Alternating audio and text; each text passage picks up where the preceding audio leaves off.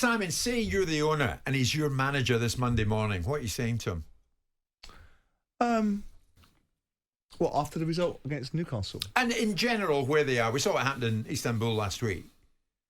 Well, you know what my views on Ten Hag are. And my views are that I don't... It depends what your objective is. If your objective is at Man United to finish inside the top four, there's a possibility that you'll achieve that. If your objective is to overturn Jurgen Klopp, to overturn Pep Guardiola, then you're very unlikely to have that achieved in the dugout with Erik Ten Hag.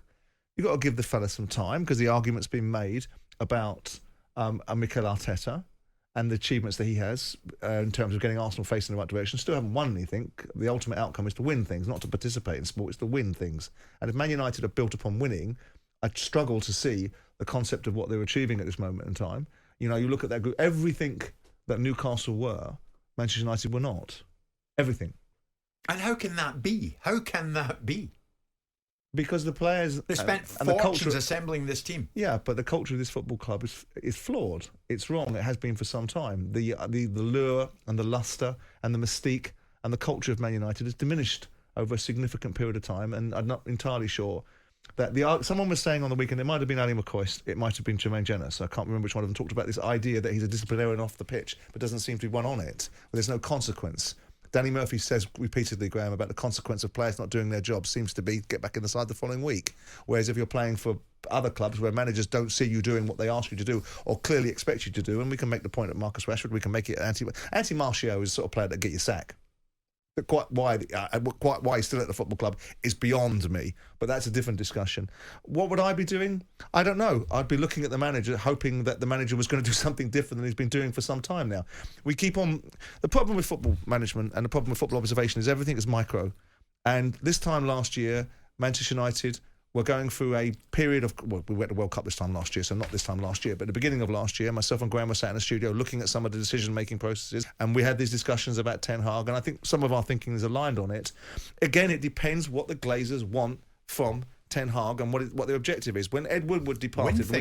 Well, you would think so, yeah. And they're certainly providing some of the funding there to achieve things. And when we sat in that impromptu briefing from Ed Woodward that neither you or I wanted or gained anything from, because it was some briefing session to be able to give him some legacy, he said that United will be winning the league within the next 5 years.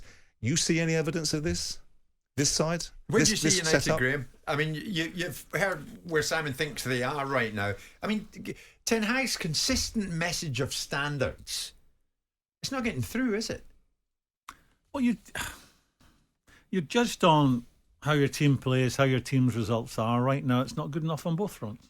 And Man United are the most wonderful football club, you know, historically, with a support that is maybe the biggest in the world, most glamorous team, along with Real Madrid in the world. Bigger than Liverpool. The numbers would suggest I think they're bigger than Liverpool at this time. I think it's between. It depends what criteria you're working to, but they're certainly up there. Let's say they're up there, as Liverpool are, as Man City would tell you they're up there right now because of their numbers. But there's more than one criteria. I think they're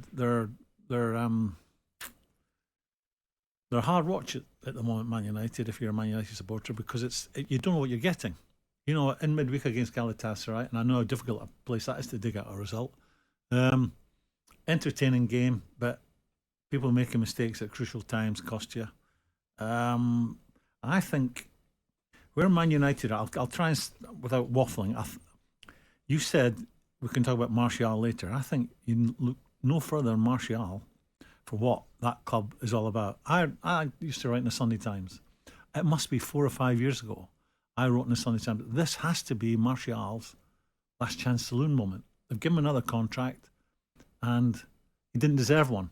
So by mentioning his name, what I mean is they have, for a decade, made consistently poor decisions in the footballing matters. The most important thing you have to get right at a football club is your recruitment, and then on top of that, who you think we can afford to sell. Who's no longer a Man United player, who's not fit or good enough to be a Man United player, who doesn't show the right attitude. These are things, you're playing for Man United. You're playing for that shirt. You're playing for a club that, you know, stands for all the good things about football in their past. And you've got players who are going through the motions now. Yeah. Now that comes back to the manager. Martial represents, for me, a decade of poor football decisions. The fact he's still at the club. And I tell you what happens with the likes of Martial. You watch him in training one day, you go, bloody hell, he's a player. There's a real player in there. But how many chances does he need to prove that he's a big club player? His chance went 5 years ago. He shouldn't be there. And he is just one of several major football decisions that got wrong. So you're saying that. Why is Ten Hag not saying that?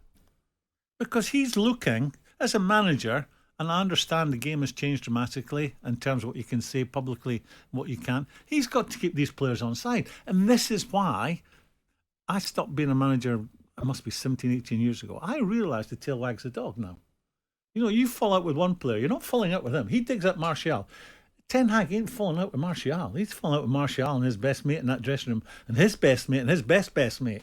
So you could fall out with 4 or 5 people. They had him out the door, didn't they, Martial? They had him out the door to Seville. Yeah, and there wasn't a queue on the block for him, was it? Correct. But it's not all down to one player. And incidentally, No, the thing that got me He's about Martial, symptomatic of it. he's expressionless when he's substituted after 61 minutes. Expressionless.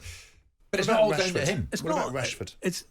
What about Rashford? He looks... We had this discussion about 18 months ago with Rashford and Ralph Rangnick, where he looked like he had a petted lip, was completely disenfranchised. We have a decent year last year. Lo and behold, is because there's an England selection available. Was it 30 goals? A great year last year for him. And we're back to where we were 18 months ago. I wrote... Do they want it badly enough? I wrote in my article, my Daily Mail column, several weeks ago. A great player is not someone who has a great season and disappears for a season. A great player. And that word is overused today by every pundit, everyone who writes about it, everyone who talks about it on television. Greatness is a word that's overused. Club legend, great. Great players turn up every week and make the difference in the games.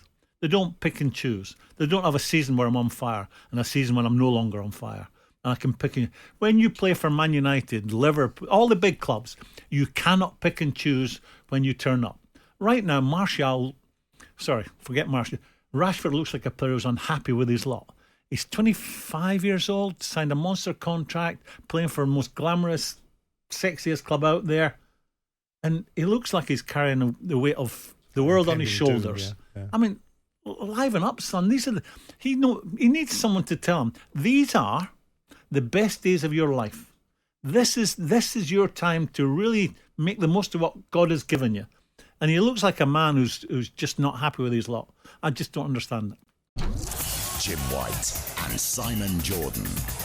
Monday to Friday mornings from 10 on AM, on DAB, via the talkSPORT app and on your smart speaker. talkSPORT.